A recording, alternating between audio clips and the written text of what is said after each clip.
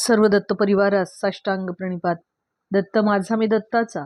रचना श्री गुरुदत्त चरणी अर्पण. तत्पूर्वी एक लाईक माझ्या स्वामींसाठी. माऊलींनो, यंदा आपण 19 मार्च 2026 रोजी गुढी उभारणार आहोत. आपण जेव्हा गुढी उभारतो त्यावेळेला आपण गुढीवरती एक तांब्या उपडा घालतो, गुढीला कडुनिंबाची पाने लावतो, तिला साखरेची गाठी बांधतो, नाही का? तर हे आपण दरवर्षी का करतो? की पिढ्यानपिढ्या उगीचच ही प्रथा आहे म्हणून आपण ते करतो. या मागचे शास्त्रीय कारण आज आपण पाहूयात.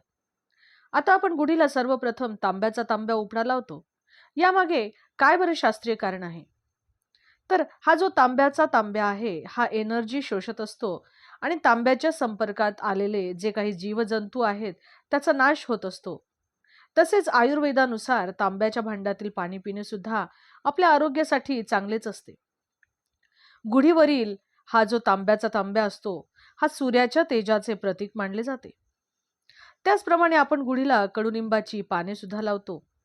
तर या दिवसामध्ये अनेक संसर्गजन्य रोग फोफावत असतात आणि कडुलिंबामध्ये रक्त शुद्ध करण्याची तत्वे असतात आणि ही पाने रोगप्रतिकारक शक्ती देखील वाढवतात. म्हणून या दिवशी आपण गुळ आणि ही कडुलिंबाची पाने प्रसाद म्हणून खातो. त्याचप्रमाणे आपण गुढीला साखरेची गाठी देखील लावतो.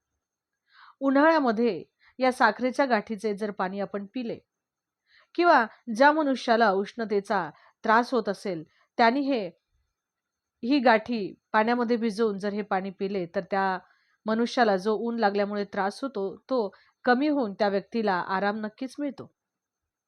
तर आपल्या पुढील पिढीस आपल्या सणांच्या द्वारे अशा प्रकारे त्यामागील विज्ञानाची सुद्धा माहिती मिळत जाते. अवधूत चिंतन श्री गुरुदेव दत्त. दिगंबरा दिगंबरा श्रीपादवल्लभ दिगंबरा.